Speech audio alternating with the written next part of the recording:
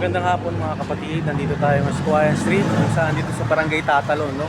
Kung makikita napansin nyo ngayon ito, binibenta natin dito mga items, no?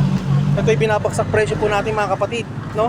Dahil ngayon patas ang mga bilihin natin, hindi natin alam kung saan tayo kukuha pambili natin, lalo na ang sahod ang tagal-tagal. So nandito na tayo para ibagsak ang presyo, no? Ng mga paninda natin. So guys, saan pa kayo pupunta at lulugar? Dito na lang sa aking baksak presyong paninda. So ito na po, no, papakita na natin mga kapatid. So ito na siya.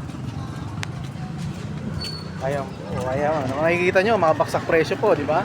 So ayun problema, syempre hindi natin mapipilitin yung mga tao na gusto bumili kung wala talaga sila. Kasi syempre, papasin natin na pang-budget lang pagkain na araw-araw. So doon lang talaga siguro. Pero kung anong magagawa natin, hindi wala.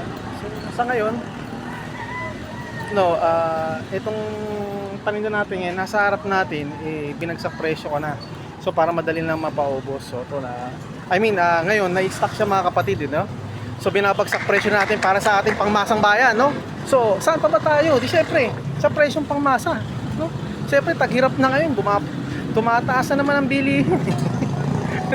so makikita nyo talaga, no? Pahirap talaga ng pahirap. So ganung paraan na lang, pakita natin sa taong bayan kung gaano tayo supportive, no?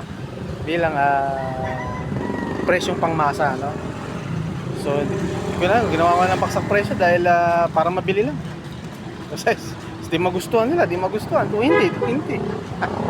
Pero para sa akin, binagsak presyo ko na po para sa kanila to, no? Ma'am, baksak presyo ma'am. O yan, sabihin ko lang kanila, di ba?